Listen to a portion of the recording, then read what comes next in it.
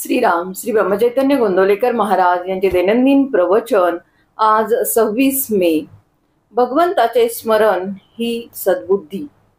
परमेश्वर सर्व ठिकाणी भरलेला आहे, सर्व विश्व व्यापून आहे, मग त्याच्या अस्तित्वाची जाणीव प्रत्येकाला का होत नाही? ज्याची भावना प्रगल्भ झाली असेल त्यालाच परमेश्वराचे अस्तित्व जाणवेल, इतरांना नाही। म्हणून तशी भावना असणे जरूर आहे आणि ती उत्पन्न होण्यासाठी परमेश्वराच्या स्मरणाची आवश्यकता आहे।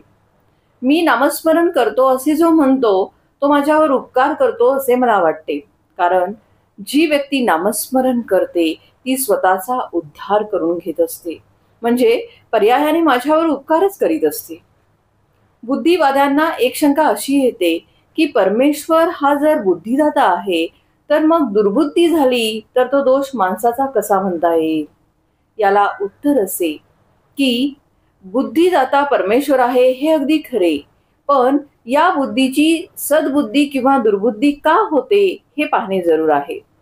प्रकाश काळोख या दोहोलाही कारण सूर्यच असतो। सूर्याचे अस्तित्व हे उजेडाला आणि नास्तित्व हे काळोखाला कारण असते। तसेच भगवंताचे स्मरण हे सद्बुद्धीला आणि विस्मरण हे दुर्बुद्धीला कारण आहे। म्हणून बुद्धिदाता परमेश्वर हे जरी खरे असले तरी सुद्धा सद्बुद्धी वा दुर्बुद्धी ठेवणे हे मनुष्याच्या हातात आहे। भगवंताचे स्मरण ठेवले म्हणजे दुर्बुद्धी होणार नाही, म्हणून नेहमी भगवंताच्या स्मरणात राहावे आणि याला उपाय म्हणजे नामस्मरण।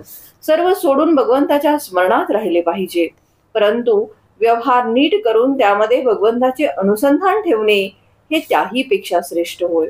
भगवंताच्या कृपेने प्राप्त झालेला आजचा दिवस आपण त्याच्याकडेच लावणे जरूर आहे। भगवंताचे अनुसंधान ठेवले म्हणजे दिवस त्याच्याकडे लागतो। अशा रीतीने आजचा दिवस भगवंताच्या अनुसंधानात घालवला तर आपल्याला नित्य दिवाळीच आहे। अनुसंधानामध्ये स्त्री पुरुष श्रीमंत गरीब हे भेदच नाही। इतर साधनांनी जे साधायचे ते नुसत्या अनुसंधानाने साधते, हाच या युगाचा महिमा आहे। इतर विषय मनात न येता एकाच विषयावर मन एकाग्र होणे याला अनुसंधान असे म्हणतात। भगवंताचे अनुसंधान हेच खरे पुण्य होय आणि हीच आयुष्यात मिळवायची एकमेव गोष्ट होय। एक भगवंताचे अनुसंधान ठेवा म्हणजे इतर सर्व गुण आपोआप मागे चालत येतील।